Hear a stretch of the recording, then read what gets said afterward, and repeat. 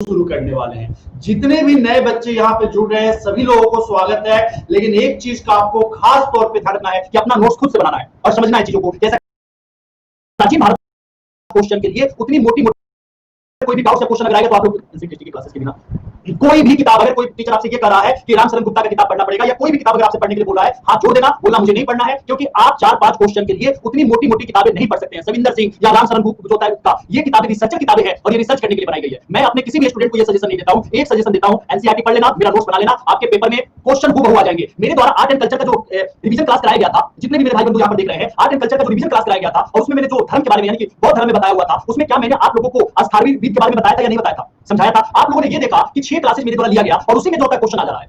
मतलब जो एक एक्सपीरियंस है मेरे पास 6 वर्षों का ना, वो एक्सपीरियंस आप लोगों के काम आएगा। ये बात आप जान लो कि आप 100% उसका बेनिफिट उठा सकते हैं। जो मैंने 2 लाख से भी ज्यादा बच्चों को मेंटर किया है, वो ऐसे ही फेक कर नहीं किया है, मैंने पढ़ाकर साबित किया है। और यही रीजन है कि एग्जाम होने के बाद भी मैं उन सभी बच्चों की आंखों में आंखें डाल, ऐसा नहीं मतलब आंखें मिलाकर बोल सकता हूं कि हां मैंने पढ़ाया और पेपर में आया। ठीक है, ये मेरा कॉन्फिडेंस। और जितने बच्चे यहाँ पर क्लासेस कर रहे हैं उन बच्चों को भी पता है कि हाँ मैंने पढ़ाया तो आया पेपर में। ठीक है, और यही रीजन है कि आप लोगों का प्यार मुझे इतना ज्यादा मिल रहा है। बस एक ही चीज की कमी है कि मैं पीपीटी के द्वारा नहीं पढ़ाता हूं, लिख के पढ़ाता हूं ताकि आपके खोपड़ा में चला जाए। ठीक है, चलिए अगर मैं थोड़ा बहुत अनअकैडमी के बारे में बता दूं, अनअकैडमी के सब्सक्रिप्शन कोर्स के बारे में यहां पर लेते हैं तो मेरे द्वारा जो वो एक बार प्रश्न पूछ मिलते हैं, कोर्स लेते हैं तो 57,600, वहीं पर 2 सालों के लिए कोर्स का कितना हो जाएगा तो 89,100 ये आपके कोर्स का दाम हो जाएगा। हम लोग भारत का इतिहास और प्राचीन भारत के इतिहास में जैसे कि आप लोगों को पता है, प्राचीन भारत के इतिहास में पता है कि शुरुआती दौर से हम लोग पढ़ेंगे सिंधु घाटी सभ्यता से पहले के इतिहास को हम लोग यहाँ पर देखने का पढ़ने का ट्राई करेंगे। जैसे सबसे तुम्हारी सनम जी कौन सा, नमस्कार सभी लोगों को। सर हिस्ट्री ऑप्शनल की क्या हुई सर? आज से आप लोग हिस्ट्री ऑप्शनल की क्लासेस है, यूट्यूब पे जो मेरी हिस्ट्री ऑप्शनल की क्लासेस चल रही है वो आज से आप लोगों का हिस्ट्री ऑप्शनल की क्लास है, तो आप टेंशन मत लीजिएगा। सबसे पहले देखिएगा इतिहास का डिफिनेशन किसी को बताने की जरूरत नहीं है, मेरे द्वारा बताया जा चुका है। सर इकोनॉमिक्स के लिए Shriram economics printed notes help या नहीं? इकोनॉमिक्स के लिए आप जो मेंस लेवल के लिए अगर आप पढ़ना चाहते हैं तो मेंस लेवल के लिए सार्थक आईएएस का एक किताब आता है, इस बार वो जो आएगा वो अप टू डेट रहेगा, उस किताब को आपको लेना होगा, सार्थक आईएएस का। और प्रीलिम्स के लिए रमेश सिंह की किताब है। बस ये 2 किताबें आपके लिए बेनिफिशियल है, कोई भी प्रिंटेड नोट्स आप लोग मत लीजिएगा। जी हाँ, ये मेरी फर्स्ट क्लास है, तो इसीलिए मैं आप लोगों से कह रहा हूं कि आप लोग फर्स्ट क्लास से जुड़िएगा, बहुत मजा आएगा, बहुत अच्छा लगेगा ये क्लास, बशर्ते अगर आप लोगों को आदत है लिख के पढ़ने का। तो नहीं तो अगर आप लोग सपोर्ट नहीं करोगे तो मैं पीपीटी लाऊंगा, पढ़ा दूंगा, आप लोगों का भी प्यार मिल जाएगा और पेपर भी नहीं आएगा, जो बाकी सब टीचर्स करते हैं, जो आप लोगों ने पढ़ा है, टाइम बर्बाद किया हुआ है। चलिए तो इसमें अगर हम लोग देखते हैं, इसका हम लोग सबसे पहले किसके बारे में देखेंगे, स्वरूप के बारे में, कि प्राचीन भारत का स्वरूप कैसा था। प्राचीन भारत के स्वरूप के बारे में अगर देखा जाए, इसमें मुख्यतः 3 पार्ट में आप लोग नोट साथ में जरूर बनाना। जितने भी बच्चे और भाई बंधु मेरे सुन रहे हैं, क्लासेस करना चाह रहे हैं और वो चाहते हैं यूपीएससी क्लियर करना, निकालना, इस बात पे गौर रखना, इस बात को ध्यान रखना कि जब तक आप अपना नोट्स नहीं बनाओगे तब तक आपके हाथ में सफलता नहीं मिलने वाला है। जी हाँ, मैं ऐसे ही पढ़ाऊंगा और आप देखिएगा फिर से पेपर में, मेंस के पेपर में भी। हाँ, सबसे पहले स्वरूप अगर हम लोग देखते हैं तो स्वरूप कैसा है, तो एक सबसे पहले इसमें मिलता है प्राक इतिहास, इसके बारे में हम लोग जानते हैं, तो प्राक इतिहास के बारे में पढ़ते हैं। प्राक इतिहास का मतलब यह हुआ प्री हिस्ट्री। कौन सा? Pre history. दूसरा स्वरूप अगर हम लोग आते हैं तो सेकंड स्वरूप हमें हम लोग को यहाँ प्राप्त होता है आदि इतिहास, किसके बारे में? आदि इतिहास के बारे में। आदि इतिहास का मतलब क्या हुआ, इंग्लिश क्या हुआ? Proto history. मैं सभी के बारे में समझाऊंगा, तीनों पार्ट के बारे में पहले आप समझ लीजिए आदि इतिहास। और तीसरा पार्ट हमें जो यहाँ प्राप्त होता है वो है यहाँ पर ऐतिहासिक, ऐतिहासिक काल। कौन सा है? ऐतिहासिक काल। ऐतिहासिक काल यानी कि हिस्टोरिकल जो होता है फेज। अब इसमें तीनों में अंतर क्या है, किस प्रकार का हिस्ट्री है? तो ये जो प्राक इतिहास है ना मेरे भाई, प्राक इतिहास में क्या है, तो यहाँ के जो लोग थे वो कुछ चीजों को, जैसे पत्थर है तो पत्थरों को अस्त्र शस्त्र के रूप में प्रयोग किया करते थे, तो अस्त्र शस्त्र के रूप में इनके द्वारा जो प्रयोग किया गया है पत्थरों को, अर्थात हम सीधे शब्दों में बोल सकते हैं कि इनके द्वारा पुरातात्विक जो साक्ष्य है, पुरातात्विक साक्ष्य यानी कि अगर कोई मिट्टी के बर्तन बनाया गया है तो उस मिट्टी के बर्तन का भी क्या है, प्रयोग किया गया। अगर जो है यहाँ पर अगर आपसे देखिए पुरातात्विक स्रोत का मतलब यह हुआ पत्थर के जो होता है, जो अस्त्र शस्त्र बनाए गए वो चीजें प्राप्त हो रही है। अगर दूसरी बातें आपको बताऊं, दूसरी बातें अगर मैं आपसे बताऊं कि मिट्टी के बर्तन का प्रयोग किया गया है, वो चीजें अगर हमें प्राप्त हो रही है तो वो सारी की सारी चीजें क्या है, पुरातात्विक स्रोत है, पुरातात्विक स्रोत है। तो वैसा काल जिसमें हमें पुरातात्विक स्रोतों की क्या है, प्राप्ति होती है। लेकिन इस समय किसी के द्वारा कोई लिखे जाने का साक्ष्य प्राप्त नहीं होता है, अर्थात हम बोल सकते हैं कि किसी भी प्रकार के कोई लिखित साक्ष्यों की प्राप्ति नहीं होती है। तो उस प्रकार के काल को, उस प्रकार के इतिहास को क्या कहा जाता है, प्राक इतिहास कहा जाता है। क्या आप सभी लोगों को ये चीज समझ में आया? मैंने क्या बताया, मैंने आप लोगों को समझाने का ट्राई किया कि वैसा समय, वैसा इतिहास का समय जब पुरातात्विक साक्ष्य हमें प्राप्त होता है। जैसे अगर मैं एग्जांपल लेता हूं, कोई औजार हो गया या उस समय की कोई बस्ती बनी हुई थी तो बस्तियों की प्राप्ति हो रही है, या मरे हुए लोगों की अस्थियों की प्राप्ति हो रही है। तो अगर ये सारी चीजें प्राप्त हो रहा है तो ये सभी की सभी चीजें क्या है, पुरातात्विक स्रोत है। तो पुरातात्विक स्रोतों की हमें प्राप्ति हो जाती है, लेकिन किसी भी प्रकार का कोई लिखा हुआ लिखित साक्ष्यों की प्राप्ति नहीं होती है। उस प्रकार के इतिहास को क्या कहा जाता है, प्राक इतिहास कहा जाता है, अर्थात प्री हिस्ट्री कहा जाता है। क्या आप सभी लोगों को समझ में आ गया ना, प्री हिस्ट्री क्या होता है? आप सपने में भी इसको बता सकते हैं। प्री हिस्ट्री अर्थात प्राक इतिहास, पुरातात्विक स्रोतों की प्राप्ति है लेकिन साक्ष्य वहां पर लिखित स्रोत की कोई भी प्राप्ति नहीं है, उस प्रकार के इतिहास को क्या कहा जाता है, प्राक इतिहास कहा जाता है। समझ में आ गया? सेकंड, अब हमारे और आपके पास क्वेश्चन आता है कि आदि इतिहास क्या होता है। आदि इतिहास का मतलब क्या होता है? आदि इतिहास का मतलब यह होता है कि वहां पर बफरिंग हो रहा है क्या, वहां पर पुरातात्विक स्रोत भी है, पुरातात्विक साक्ष्य भी है। जैसे अगर मैं आपसे एग्जांपल दे रहा हूं, एक बार लिख दे रहा हूं फिर से, अगर मैं आपसे कह रहा हूं यहां पर किसकी प्राप्ति है, तो पुरातात्विक साक्ष्यों की क्या है, प्राप्ति है। और दूसरा बात यह है कि यहां पर लिखित साक्ष्य भी, जैसे मैं यहां पर लिख रहा हूं, तो ये क्या है? लिखित साक्ष्य है। मैं ये लिखा हुआ जो पॉइंट आप लोग देख रहे हैं, जिसका भी अपनी बोला एक बार आप लोग रिप्लेस कर दीजिएगा, क्योंकि यहां से नहीं हो रहा है, मेरे द्वारा नहीं हो रहा है। तो यहां पर ये कहने का अर्थ हुआ कि पुरातात्विक स्रोत जो है स्रोत भी प्राप्त है और यहां पर लिखित स्रोत भी प्राप्त है, यानी कि लोगों के द्वारा लिखा गया भी है, लोगों ने वहां पर लिखने का भी कार्य किया है। तो ये दोनों के दोनों स्रोत यहां पर प्राप्त है। दोनों प्रकार की स्रोतों की प्राप्ति हमें प्राप्त होती है। उस प्रकार के इतिहास कौन सा है? आदि इतिहास है। लेकिन लेकिन ध्यान रखना, एक अंतर है यहां पर, और वह अंतर यह है कि अभी तक यहां पर अभी तक पढ़ा नहीं जा सका है। यानी कि एक प्रकार से वैसे लिखित साक्ष्य जिसकी प्राप्ति तो हमें है लेकिन हमें पढ़ा नहीं जा सका है, उस प्रकार के इतिहास को क्या कहा जाता है? आदि इतिहास कहा जाता है। जैसे एग्जांपल में हड़प्पा सभ्यता, एग्जांपल में कौन सा हो गया? हड़प्पा सभ्यता। तो जो हड़प्पा सभ्यता है, यह हड़प्पा सभ्यता किस प्रकार की सभ्यता हुई? कैसी सभ्यता है? तो हड़प्पा सभ्यता यानी कि किस प्रकार की इतिहास है? तो हड़प्पा सभ्यता कैसा इतिहास है? तो आदि इतिहास है। कैसा इतिहास है? तो आदि इतिहास है। मतलब हमने यहाँ पर जो एग्जांपल दोनों दिया, एक हमने यहाँ पर बताया प्राग इतिहास। तो प्राग इतिहास क्या होता है? तो वैसा इतिहास जिसमें पुरातात्विक स्रोतों की प्राप्ति है, वैसा इतिहास जिसमें पुरातात्विक स्रोतों की प्राप्ति है, लेकिन उसमें लेकिन उसमें जो है लिखित साक्ष्यों की प्राप्ति नहीं है। उस प्रकार के इतिहास को क्या कहा जाता है? तो उसे कहा जाता है प्राग इतिहास। और वैसा इतिहास जिसमें पुरातात्विक स्रोतों की भी प्राप्ति है और लिखित स्रोतों की भी प्राप्ति है। जी जी, हाँ प्रोटो मैंने नहीं दिया था, इस बार पेपर नहीं दिया था, आप लोगों के लिए मैंने छोड़ दिया, इस बार आप लोग पेपर दें। ठीक है, इस प्रकार से कौन सा हो गया? पुरातात्विक, ये आपको आदि इतिहास। तो अगर आप लोगों से कभी भी पूछा जाए कि सिंधु घाटी सभ्यता किस प्रकार की सभ्यता थी, तो आप क्या बता सकते हैं? वो एक प्रकार से आदि इतिहास में जुड़ा हुआ इतिहास का पाठ था और उसमें लिखित साक्ष्य तो हमें प्राप्त हुए हैं लेकिन अभी तक पढ़ा नहीं जा सका है। और यहां पर है ऐतिहासिक क्या हुआ? ऐतिहासिक क्या हुआ? ऐतिहासिक का मतलब यह हुआ कि जिसमें पुरातात्विक स्रोत भी क्या है? साक्ष्य भी क्या है? प्राप्त है। और दूसरा जिसमें हम ये कहते हैं कि लिखित साक्ष्य भी क्या है? प्राप्त है, और इस लिखित साक्ष्य को पढ़ा जा सका है। तो उस प्रकार के इतिहास को क्या कहा जाता है? ऐतिहासिक काल।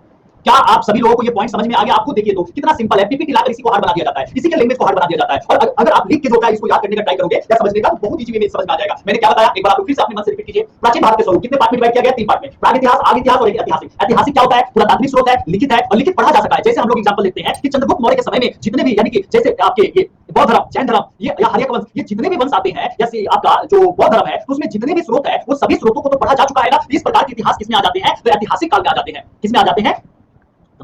प्रशांत जी ताम्र प्रशांत काल वाले में आ रहा हूं, तो उसको भी समझा रहा हूं। और इसमें ये कौन सा पार्ट आ जाता है? तो जिसके लिखित स्रोत जो हम पढ़ नहीं पाए हैं, जैसे हड़प्पा सभ्यता हो गया, तो ये आदि इतिहास का पार्ट हो गया। और प्राग इतिहास का पार्ट कौन सा हो गया? जिसमें लिखित साक्ष्य है, सॉरी लिखित साक्ष्यों की प्राप्ति नहीं है। तो आई थिंक ये सारी की सारी चीजें आप लोगों को समझ में आ गया होगा। आपके मन में मुझे जहां तक लग रहा है कोई क्वेश्चन या डाउट्स नहीं होगा। अगर आपके मन में कोई भी क्वेश्चन या डाउट्स नहीं है तो हम लोग नेक्स्ट पार्ट पे चले।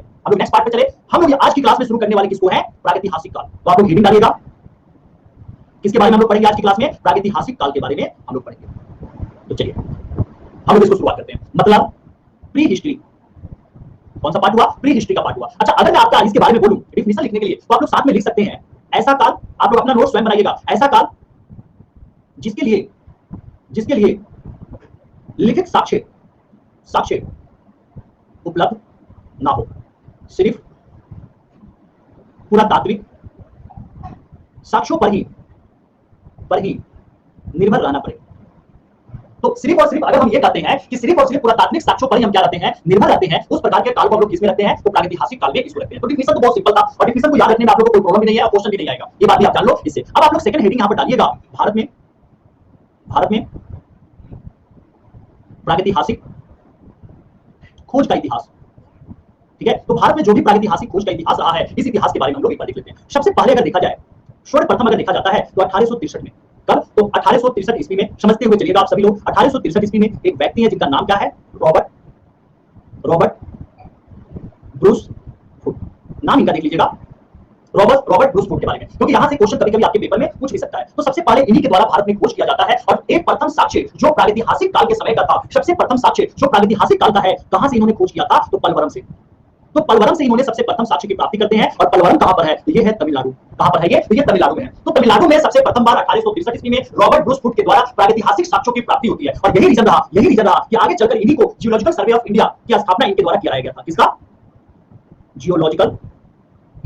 और मैं जब इन्वायरमेंट की क्लास लिया था उसमें इसके बारे में बताया था जियोलॉजिकल सर्वे ऑफ इंडिया। तो जियोलॉजिकल सर्वे ऑफ इंडिया, देखिए जियोलॉजिकल सर्वे ऑफ इंडिया का स्थापना कब कराया गया था? 1863 ईस्वी में। सबसे प्रथम बार रॉबर्ट ब्रूस फुट के द्वारा ही कराया गया था। और सबसे प्रथम जो प्रागैतिहासिक वस्तु का खोज हुआ था, जो सबसे प्रथम प्रागैतिहासिक वस्तु प्राप्त हुआ था, वो रॉबर्ट ब्रूस फुट के द्वारा ही प्राप्त हुआ था। और ये भी आप लोग ध्यान रखना मत भूलिएगा, पलवरम में प्राप्त हुआ था। और ये पलवरम कहां पर है? तो ये है तमिलनाडु में। कहां पर है? तमिलनाडु में। यह मूलतः, यानी कि ये वाला जो जियोलॉजिकल सर्वे ऑफ इंडिया है, यह मूलतः भूगर्भ वैज्ञानिक और जितने भी पुरातात्विक चीजों का, उन सभी चीजों पर इसका मुख्यतः केंद्रित एक प्रकार का संस्था है जो जो जैसे प्रागैतिहासिक काल हुआ, तो इसमें क्या मिल रहा है? इसमें तो हमें सिर्फ पुरातात्विक साक्ष्य प्राप्त हो रहे हैं, और पुरातात्विक साक्ष्यों को खोजने में महत्वपूर्ण कदम किसके द्वारा उठाया जाता है? तो ये है जियोलॉजिकल सर्वे ऑफ इंडिया के द्वारा उठाया जाता है। कौन से पार्ट के द्वारा? तो जियोलॉजिकल सर्वे ऑफ इंडिया के द्वारा उठाया जाता है। और सबसे प्रथम बार इन्हीं के द्वारा खोजने के कारण ही रॉबर्ट ब्रूस फुट को ही भारत में प्रागैतिहासिक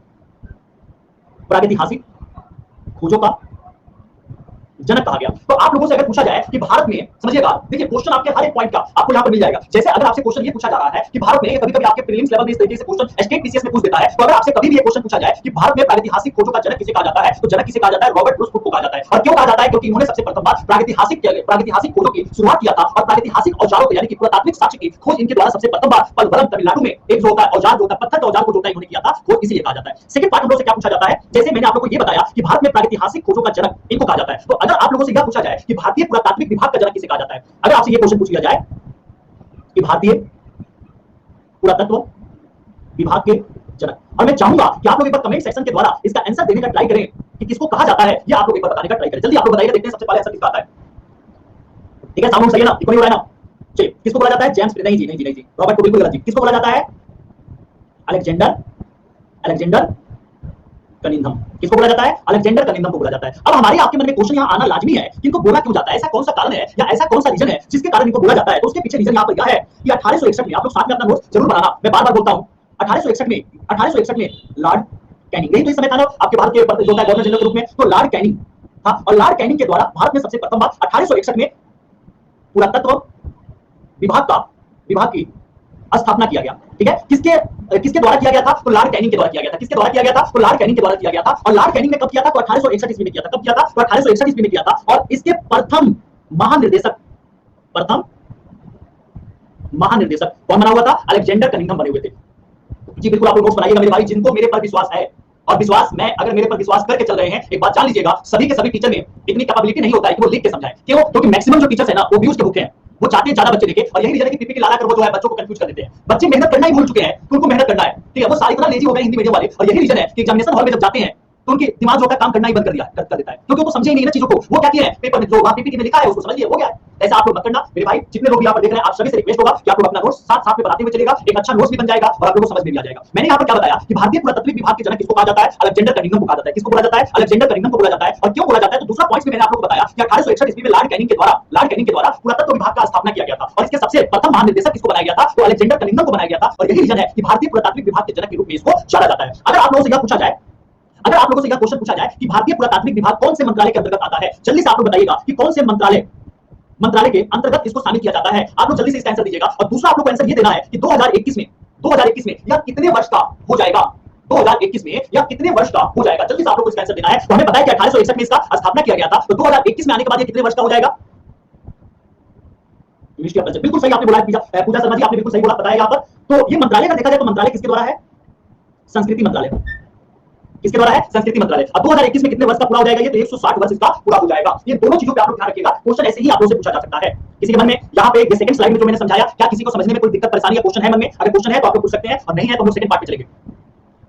क्लियर हो गया ना? अगर हम लोग सेकंड देखें, लिखिएगा, भारत में सबसे पुराने प्रसार उपकरण, बताइए तो सबसे पुराना प्रसार उपकरण कहां से प्राप्त हुआ था? भारत में सबसे पुराने प्रसार उपकरण कहां से प्राप्त हुआ था? ये पॉइंट आप लोग को याद रखना है। ये हमें प्राप्त हुआ था बोरी से। कहां से प्राप्त हुआ है? सबसे पुराना, देखिए क्वेश्चन समझिएगा, अगर आपसे ये पूछा जा रहा है सबसे पहले खोज, तो सबसे पहला खोज कहां हुआ था? पलवरम में। ये समझिए लाइन को, पलवरम में सबसे पहला खोज हुआ था। लेकिन अगर आपसे ये पूछा जाए कि सबसे पुराना कहां से प्राप्त हुआ है, ये नाम आप लोग जरूर याद रखेंगे। कहां से प्राप्त हुआ है? बोरी से। बोरी में बना हुआ था, तो बोरी से प्राप्त हुआ है। तो क्वेश्चन यहां पर ये आता है कि बोरी है कहां पर? ये है महाराष्ट्र। कहां है? महाराष्ट्र से प्राप्त हुआ है। और अगर ये बोरी से प्राप्त हुआ है तो ये टोटल कितने वर्ष पुराना उपकरण है? तो ये कहा जाता है कि 14 लाख वर्ष पूर्व का है। मतलब 14 लाख वर्ष पूर्व पहले का एक उपकरण जो हमें प्राप्त हुआ है। भारत में सबसे पुराने प्रसार उपकरण कहां से प्राप्त हुए? तो वो बोरी नामक स्थान, महाराष्ट्र के बोरी नामक स्थान से प्राप्त हुए हैं। और यह 14 लाख वर्ष पूर्व है, यानी कि उतना पुराना उपकरण प्राप्त हुआ है। दो चीजें आप लोग को यहाँ पर समझ में आ चुका है। एक, सबसे पहले खोज कहां पे हुआ? पलवरम में हुआ, तमिलनाडु। और सबसे पुराना कहां से प्राप्त हुआ है? तो बोरी से, महाराष्ट्र से क्या है? प्राप्त हुआ है। यानी कि अब अगर हमसे क्वेश्चन ये पूछा जाता है कि भारत में जो प्रागैतिहासिक काल है, इस प्रागैतिहासिक काल को कितने पार्ट में डिवाइड किया गया है, तो सभी लोग बता सकते हैं प्रसार काल, कांस्य काल और लौह काल, ये 3 पार्ट में इसको क्या किया गया है? क्लासिफिकेशन किया गया है। लेकिन हमारा मन उतने से ही जो है संतुष्ट नहीं होता है। अब हमारे मन में क्वेश्चन आता है जो शायद आप लोग बताएंगे कि किसने इसको डिवाइड किया था? इसको डिवाइड करने वाला, इसको क्लासिफिकेशन करने वाला वो व्यक्ति कौन सा था जिसने इसका क्लासिफिकेशन किया था? तो आ जाइए हम लोग देखते हैं, एक जो होता है पुरातत्वविद थे, और उनका नाम क्या था? उनका नाम था थॉमसन। क्या नाम है? याद रखना इस नाम को मेरे भाई, जब कभी भी आप अगर हिस्ट्री का हर एक पॉइंट समझना चाहते हो।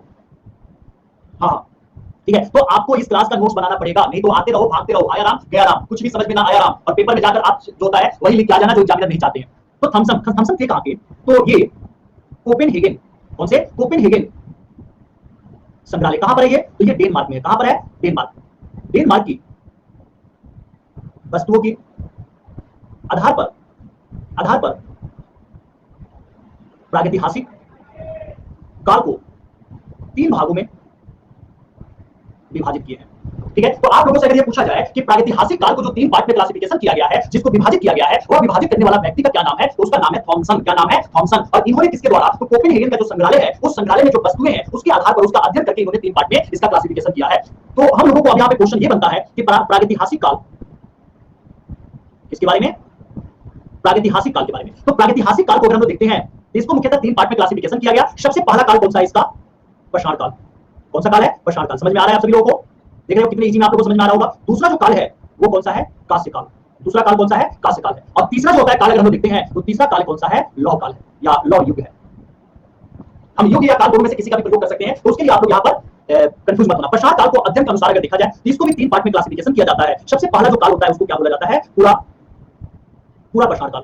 क्या बोला जाता है? Palaeolithic age. क्या बोला जाता है? पैलियोलिथिक एज, पूरा पाषाण काल। दूसरा जो काल हम लोग को यहाँ प्राप्त होता है ये कौन सा है? मध्य पाषाण काल।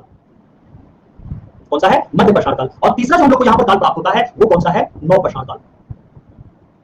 कौन सा है? नव पाषाण काल। ये टोटल थॉमसन के द्वारा 3 पार्ट में इसको क्या है? क्लासिफिकेशन किया गया था। अब देखिए हम लोग को पढ़ना कैसे है, एक एक पार्ट के बारे में हम लोग यहाँ से अध्ययन करेंगे। लगभग 25 लाख ईसा पूर्व से, अर्थात जब पृथ्वी 4.3 अरब वर्ष पहले एक आग का गोला था, और धीरे धीरे इसके रोटेशन होने के कारण यह पृथ्वी धीरे धीरे क्या होने लगी? ठंडी होने लगी। और जब ये ठंडी हुई इस पे जल का निर्माण हुआ, और जल के निर्माण होने के कारण सबसे प्रथम बार वैसे जंतु जिसमें हड्डियों की उपस्थिति नहीं थी, उस प्रकार की जंतुओं की उपस्थिति होती है, उस प्रकार की जंतुओं का जन्म होता है। तो जब उस प्रकार के जंतुओं का जन्म हुआ, उन्हीं जंतुओं के आगे चलकर सबसे प्रथम बार सरीसृप जंतुओं की उत्पत्ति होती है। सरीसृप के बाद देखा जाए तो उभयचर प्रकार के जंतुओं की उत्पत्ति होती है। उभयचरों के बाद देखा जाए तो पक्षी और मैमल्स प्रकार के जंतु आते हैं, लेकिन ये जंतु काफी ज्यादा विशालकाय थे। और इन्हीं विशालकाय जंतुओं में जब एक आइस एज आता है, तो आइस एज के आने के कारण वो सभी विशालकाय जंतु क्या हो गए? मारे गए। और मारे जाने के बाद अब यहाँ पर मानव की उत्पत्ति की शुरुआत होती है। और उस समय जो बंदर थे, तो 2 प्रकार के बंदर थे, एक तो जंगलों में शांति प्रिय रहने वाले बंदर और एक उछल कूद करने वाले बंदर। तो उछल कूद जो करने वाले बंदर थे वो जंगलों को छोड़कर मैदानी भाग में आना शुरू कर दिए। जब वो मैदानी भाग में आने लगे तो मैदानी भाग में क्या है? अपनी सुरक्षा के लिए वो उछल कर यानी कि शरीर को सीधा करके दूर तक की वस्तुओं को देखने का प्रयत्न करते थे। जब वो दूर तक की वस्तुओं को देखने का प्रयत्न करते थे तो सीधा होते थे उस क्रम में, और धीरे धीरे उनको आदत क्या लग गया? सीधा होकर चलने से, और उन्हीं से हमारा क्या है? उत्पत्ति होता है। तो हम लोग बंदरों की संतान है जो मैदानी भाग में बंदर आए हुए थे।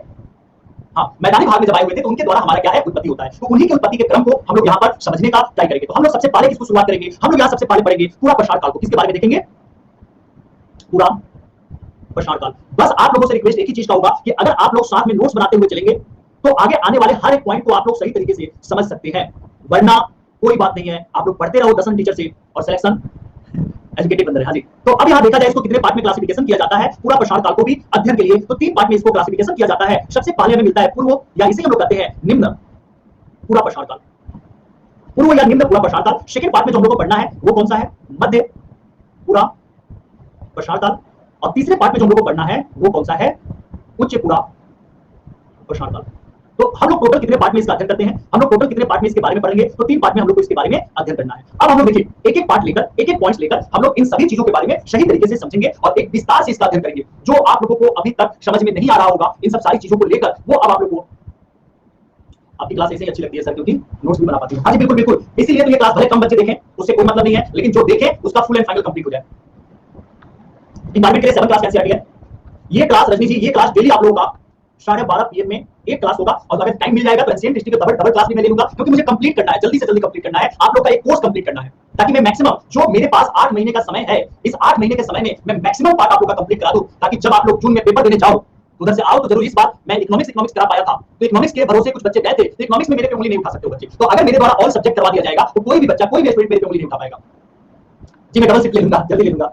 चलिए, तो हम लोग सबसे पहले किसकी शुरुआत करते हैं? पूर्व यानी कि निम्न पूरा पाषाण काल की हम लोग यहाँ पर शुरुआत करते हैं। तो आप लोग हेडिंग डालिएगा, अच्छे तरीके से आप लोग नोट्स बनाइएगा। किसके बारे में? निम्न पूरा पाषाण काल।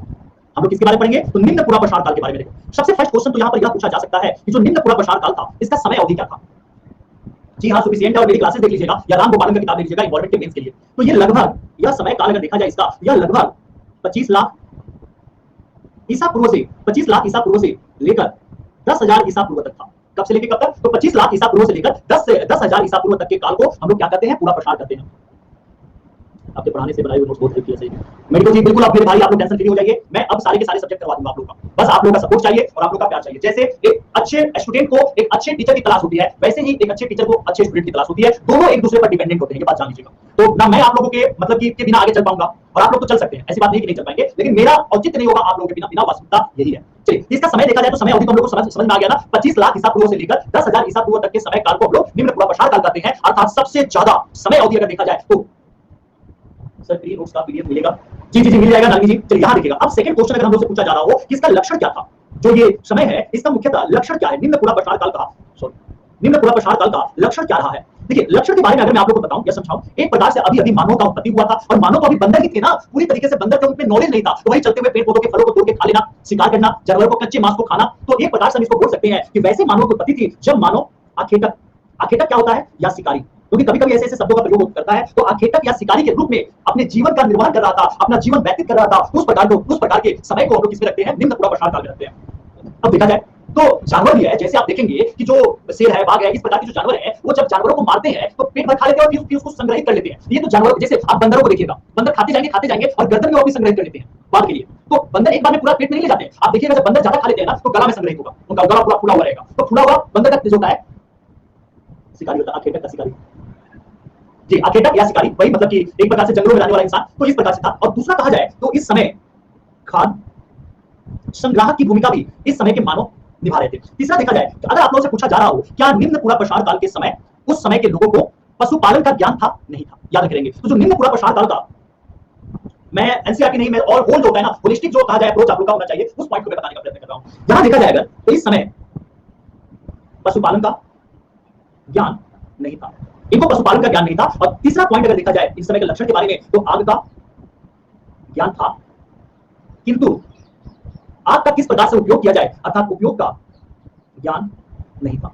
ठीक है, तो ये इस समय के लक्षण थे। ये जो मैंने चारों लक्षण लिखा हुआ है ना, इन चारों के चारों लक्षणों को आप लोग को याद करना पड़ेगा। निम्न पूरा प्रसार का कैसे थे? अपने बताइए कैसे थे? शिकारी थे? हाँ जी बिल्कुल थे। पशुपालन का ज्ञान था? बिल्कुल नहीं था। खाद्य का संग्रह करते थे? हाँ करते थे। आग का ज्ञान था? बहुत था। आग के बारे में वो जानते थे कि आग होता है, लेकिन कैसे आग का उपयोग करना है ये उनको पता नहीं था। ये समय कौन सा चल रहा है? ये चल रहा है निम्न पूरा प्रसार काल का समय। कौन सा समय है? निम्न पूरा प्रसार काल का यह समय है।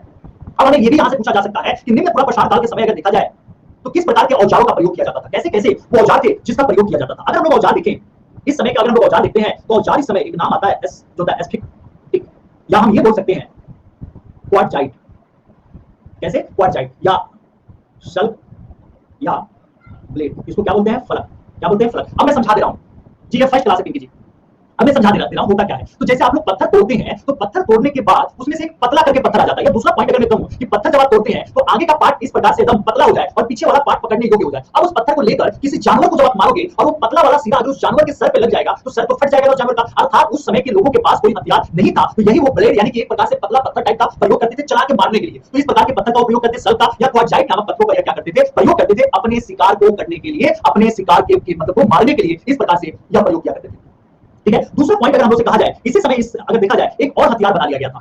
हथियार में क्या? आगे आगे जब पत्थरों का प्रयोग हुआ तो एक तो चलाने वाला हो गया, लेकिन पास में मारना है। उन पत्थरों को किस प्रकार से लकड़ी की सहायता से बांध दिया जाए, तो लकड़ी की सहायता से अगर बांधा जाता है तो उसको लोग क्या बोलते हैं? हैंडक्स उपकरण।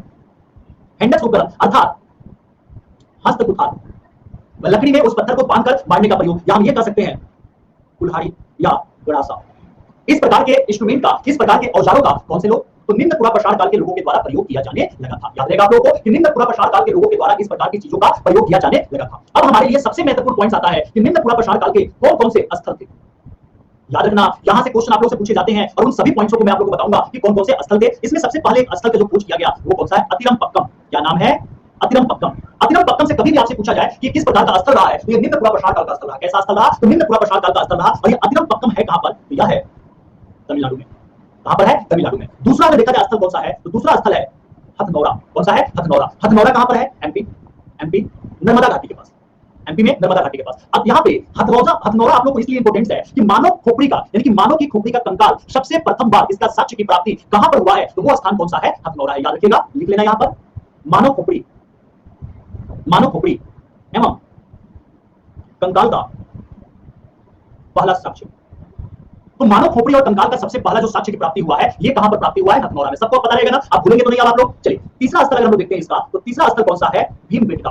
कौन सा है? भीमबेटका की गुफाएं। कौन सा है? भीमबेटका की गुफाएं। और ये भी कहां पर है? एमपी में। और एमपी में ये कहां पर बनाया गया था? नर्मदा घाटी में। कहां पर? नर्मदा घाटी में। अब यहाँ पे क्वेश्चन ये आता है कि जो भीमबेटका की गुफाएं है, तो यहाँ पर सबसे प्रथम बार गुफा चित्रकारी का प्राचीनतम साक्ष्य की प्राप्ति हुई है। तो आपसे अगर पूछा जा रहा हो कि गुफा चित्रकारी का प्राचीनतम साक्ष्य कहां पर प्राप्त हुआ है, तो वो स्थान कौन सा है? गुफा चित्रकारी का, तो भीमबेटका। और ये जो गुफा चित्रकारी की प्राप्ति हुई है ना, तो सिर्फ और सिर्फ आपसे अगर ये कहा जाए पूरा प्रसार काल का क्या, तो नहीं, यह एक ऐसा स्थल है जहां पर पूरा प्रसार काल का भी, जहां पर मध्य प्रसार काल का भी, और जहां पर नौ प्रसार काल का भी, मतलब तीनों प्रकार के जो प्रसार काल है, उन तीनों प्रकार के प्रसार कालों की चित्रकारी यानी भित्ति चित्रकारी, गुफा चित्रकारी की प्राप्ति हुआ है। तो पूछा जाए कि गुफा चित्रकारी का सबसे प्राचीनतम साक्ष्य तो कहां पर हुआ है? भीमबेटका में है। कहां पर है? तो भीमबेटका में है। और एक लास्ट पॉइंट अगर आप लोग से पूछा जाए, एक और पॉइंट है जो मिर्जापुर, एक और स्थल है, वो कहां पर है? मिर्जापुर भी कहां पर है? यूपी में। मिर्जापुर कहां पर है? यूपी में। सबको पता है मिर्जापुर भी एक प्रकार का ऐसा स्थान है जहां पर पूरा प्रसार काल, मध्य प्रसार काल और नौ प्रसार काल, अर्थात पूरा प्रसार काल, मध्य प्रसार काल और मध्य नौ प्रसार काल, इन तीनों प्रकार के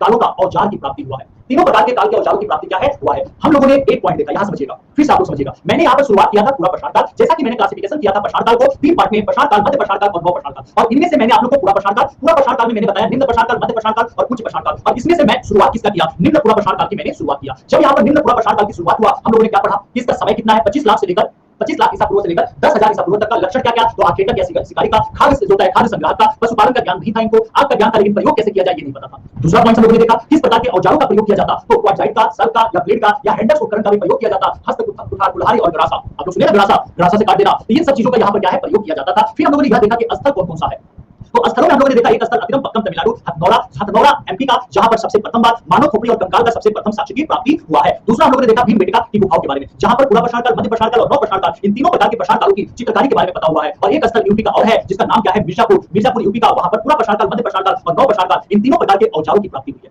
क्या मैं मानकर चलूं कि अभी जो मैंने आप लोगों को समझाया ये आप लोगों को समझ में आ गया? फरसा, जी हाँ, उसी को गरासा कहते हैं। समझ में आ चुका है? किसी के भी मन में कोई भी डाउट या क्वेश्चन अगर है तो आप लोग पूछ सकते हैं। अब जैसा कि आप लोगों को पता है कि आज थोड़ा सा टाइम मैनेजमेंट में गड़बड़ हुआ, हम लोग की क्लासेस 2 पीएम में, किसकी क्लास है? हिस्ट्री ऑप्शनल की क्लास है ना, तो जो हिस्ट्री ऑप्शनल की क्लास है 2 बजे से, इसीलिए ये क्लास मुझे अभी खत्म करना पड़ेगा, तो उसके लिए सॉरी, 1 घंटा ही मैं क्लास ले पाया, लेकिन आगे मैं क्लास इसको बढ़ा दूंगा, 2 घंटे का कर दूंगा। अगर किसी को भी एक बात जानिएगा, बहुत